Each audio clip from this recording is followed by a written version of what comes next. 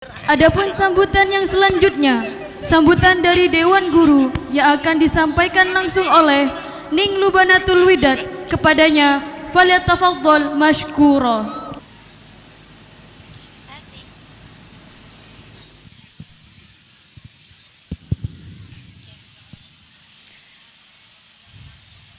Bismillahirrahmanirrahim. Assalamualaikum warahmatullahi wabarakatuh. Kok sepi banget Bapak Ibu? Sekali lagi deh. Assalamualaikum warahmatullahi wabarakatuh. Oke. Bismillahirrahmanirrahim. Alhamdulillahirrabbilalamin. Wabihi nasta'in wa ala umurid dunya waddin. Wassalatu wassalamu ala asyrafil anbiya'i wal mursalin wa ala alihi wa sahbihi salim ajma'in amma ba'd. Subhanallah, yang di belakang ramai sekali. Oke. Dear Excellency, sebelumnya saya akan memulai ya untuk pembukaan. Dear Excellency, Umi dan Abi, as the director of Islamic Boarding School of Riyadul Jannah Islamic Boarding School, and Dear Excellency, all of the teacher who present to this event, and Dear Excellency, to all of the audiences and the committees who present here at this event. And firstly, I don't forget to say thanks to Allah who has been given to us health blessings so we can attend here in this place, inshallah full of barakah. Amin. Secondly, may peace and salutation always be given to our Prophet Muhammad sallallahu alaihi wasallam, who has brought us from the darkness to the brightness, from the stupidity to the cleverness, namely Islam that we love. And I don't forget to say thanks for the mysteries of ceremony who has given me the opportunity to deliver my speech in front of you all. So let me speak in bahasa. Selamat malam Bapak Ibu semuanya. Oke, saya ingin menyapa Bapak Ibu dengan 3 bahasa deh. Kita bareng-bareng ya. Saya akan menyapa Bapak Ibu dengan bahasa Mandarin. Kalau misalkan saya menyapa Bapak Ibu semuanya, Tachahau, berarti semuanya Tachahau, gitu ya. Kita bareng-bareng sambil belajar. Tachahau. Baik, sekarang bahasa Turki. Kalau misalkan saya menyapa Bapak Ibu dengan merhaba, berarti Bapak Ibu membalas sapaan saya dengan merhaba. Baik? Oke, kita sapa bareng-bareng. Saya sapa bareng-bareng maksudnya. Merhaba. Oke, yang terakhir, kalau saya pakai bahasa Inggris karena di sini menggunakan bahasa Inggris juga. Kalau misalkan saya menyapa Bapak Ibu dengan good night, berarti Bapak Ibu juga menyapa saya balik dengan good night. Oke? Good night. Oke, baik. Oke. Selamat malam Bapak Ibu semuanya. Apa kabar semuanya Bapak Ibu? Mana ini suara bapak-bapak kok diam aja? Makin malam bukannya makin semangat nih bapak-bapak. Coba saya mau nyapa yang bapak-bapak dulu. Selamat malam bapak-bapak, apa kabar semuanya? Kalau ibu-ibunya coba tunjukin kalau perempuan itu semangat ya kan? Semangat 45. Coba ya ibu-ibu, apa kabar ibu-ibu? Baik semuanya? Emang ibu-ibu the best. Baik. Saya ingin menyapa Bapak Ibu dengan kalimat welcome to the graduation ceremony at Riyadul Jannah Islamic Boarding School. Jadi bahasa Indonesianya, selamat datang untuk Bapak Ibu di haflah wisuda dan haflah akhirus sanah Riyadul Jannah. Saya ingin menyampaikan sebuah kalimat, nggak sebuah sih, beberapa kalimat.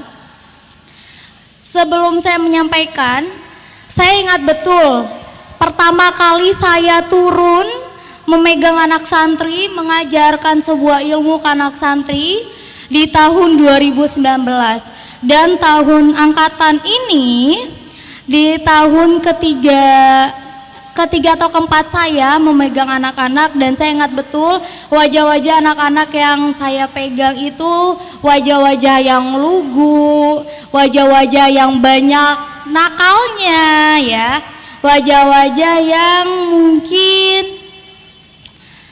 wajah-wajah yang lucu, mungkin lucu, tapi sekarang udah pada gede-gede jadi mungkin sudah tidak lucu lagi ya.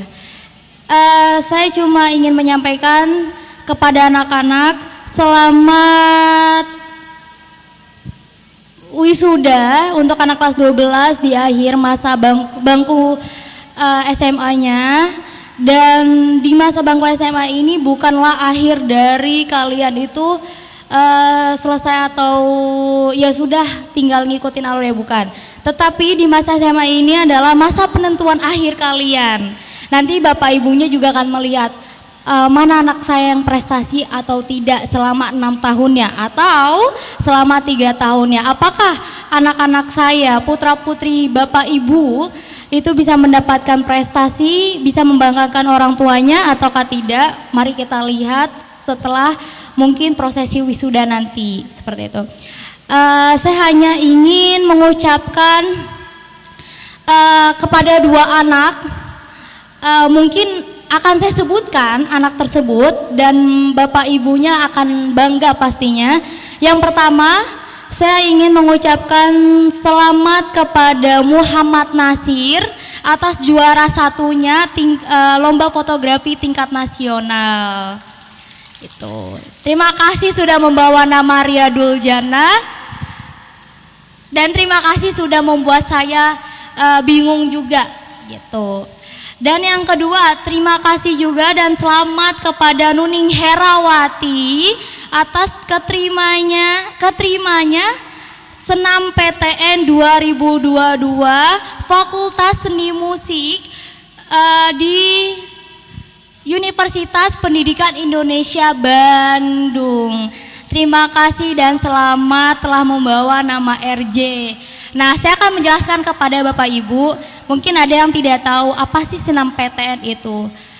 Di bangku masa SMA ini, Kemendikbud, Bapak Nadiem Makarim pastinya itu sudah membuat gerakan bagus untuk anak-anak bangsa Indonesia, yaitu dengan Senam PTN yang pertama, yang kedua SBMPTN, yang ketiga UMPTKIN, yang terakhir itu jalur mandiri. Nah, saya akan jelaskan ke Bapak Ibu sekalian untuk menjadi pikiran terbuka untuk persiapan anaknya nanti ke jenjang, misalkan ada yang mau di SMA RJ dan bisa kami bantu untuk lolosnya Senam PTN segala macam. Nah, untuk di masa SMA anak-anak itu ada di tahapan setelah semua pelajaran selesai, semua masa sekolah selesai, mereka dihadapkan oleh yang tadi saya sebutkan. Pertama, Senam PTN. Apa sih itu Senam PTN? Senam PTN itu adalah jalur masuk universitas atau kuliah dengan cara beasiswa ataupun non beasiswa. Tetapi ada kalimat pengecualian.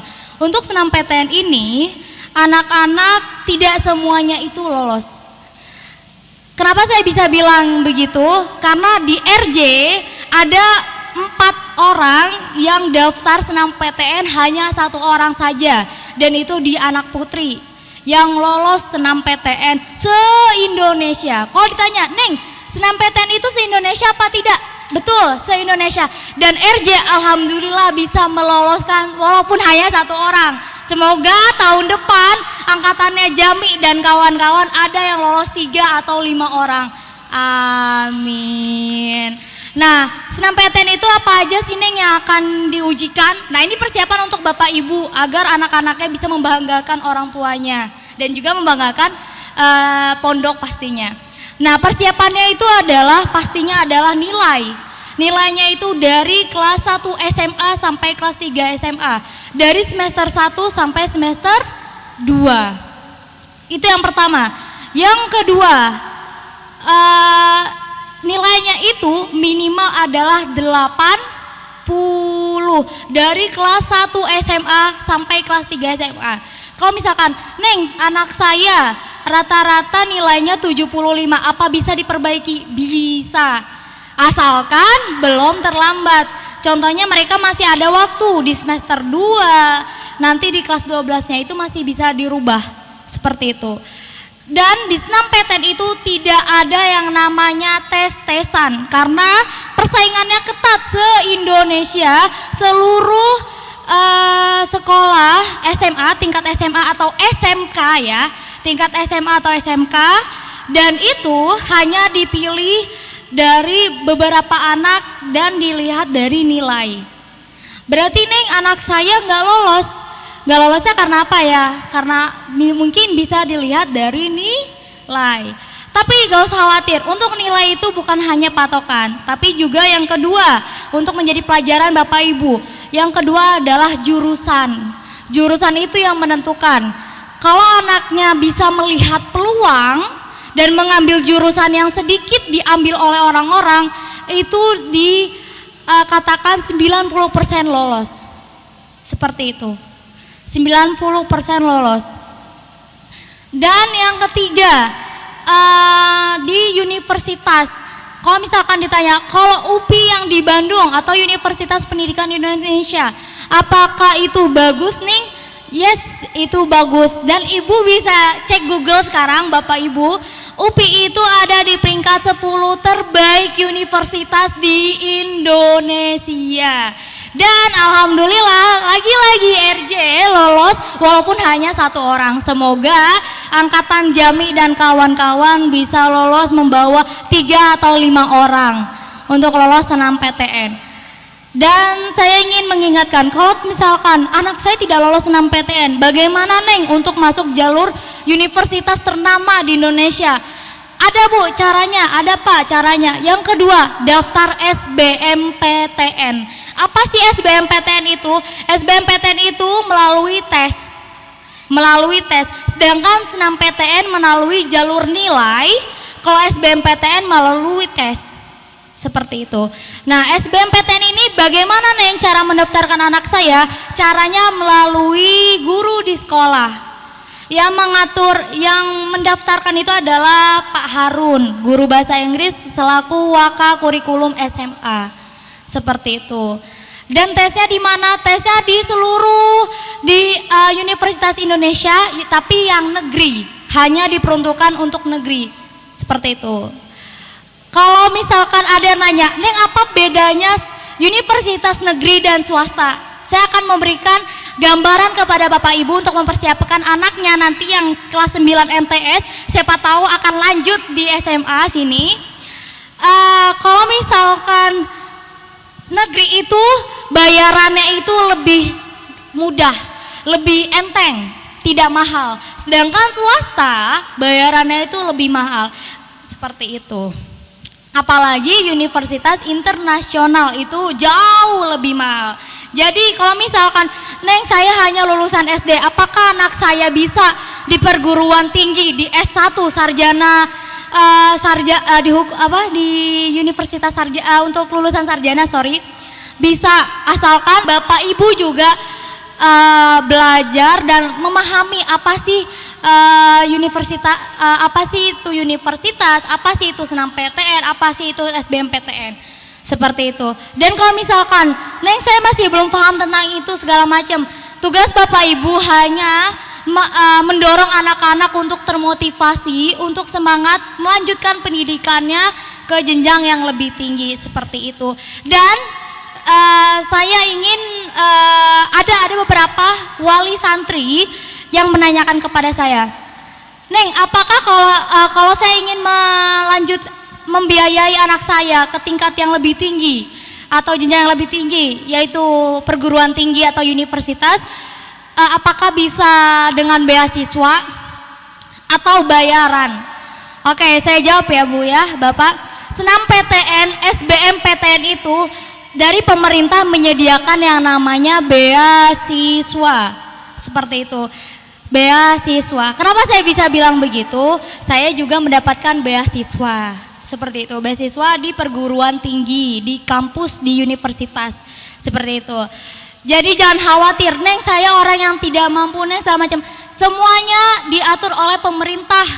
Semuanya itu disediakan oleh pemerintah beasiswa. Syaratnya apa, Neng? Syaratnya satu, nilai rapot anak-anak. Universitas di Indonesia, universitas negeri itu melihat dari angka 80. Di bawah 80 otomatis anak-anak harus bayar secara mandiri, mengeluarkan uang berjuta-juta bahkan berpuluh-puluh juta. Seperti itu.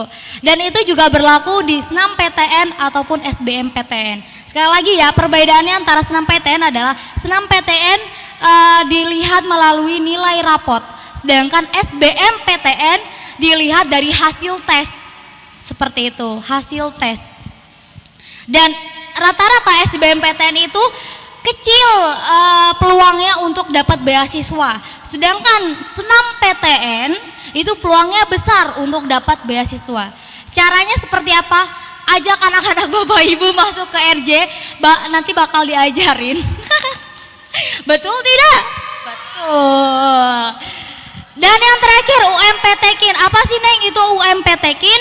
UMP Tekin itu adalah universitas untuk bagian agama. Kalau misalkan anak-anak nih suka bagian tafsir, bisa kita rekomendasiin, bisa kita daftarin. Biasanya UMP Tekin itu di bulan Agustus buka, Agustus September mereka pembukaan, buka pendaftaran maksud saya. Seperti itu. Kalau kalian suka bagian hadis, daftar di UMP Tekin. UMP Tekin itu untuk yang universitas negeri, lagi-lagi negeri. Kalau swasta tidak ada. Seperti itu. Jadi mungkin itu saja gambarannya. Sekali lagi selamat untuk kepada Muhammad Nasir dan Nuning Herawati yang telah membawa kan nama RJ itu dengan bangga dan dengan harum. Bahkan saya juga bangga dengan kalian berdua. Sekali lagi terima kasih. Dan untuk Bapak Ibu yang ingin seperti anak yang dua yang tadi, boleh silakan daftarkan anak Bapak Ibu ke SMA Riyadul Jannah. Promosi, betul, karena hanya di RJ yang akan dibimbing, jadi semua sama rata begitu, nggak ada yang namanya perbedaan. Oh dia anak luar, oh dia anak santri, nggak ada perbedaan, semuanya sama rata. Hanya di RJ kasih sayang itu terbagi dengan rata. Ciile, terbagi dengan rata. Tapi itu faktanya. Mungkin itu saja yang akan saya sampaikan. Terima kasih untuk waktunya untuk mendengarkan. Semoga menjadi gambaran Bapak Ibu untuk menjadikan anaknya lebih berkualitas lagi seperti itu, dan menjadi orang hebat dan orang berkualitas secara akademisnya dan kepintarannya seperti itu. Terima kasih. Assalamualaikum warahmatullahi wabarakatuh.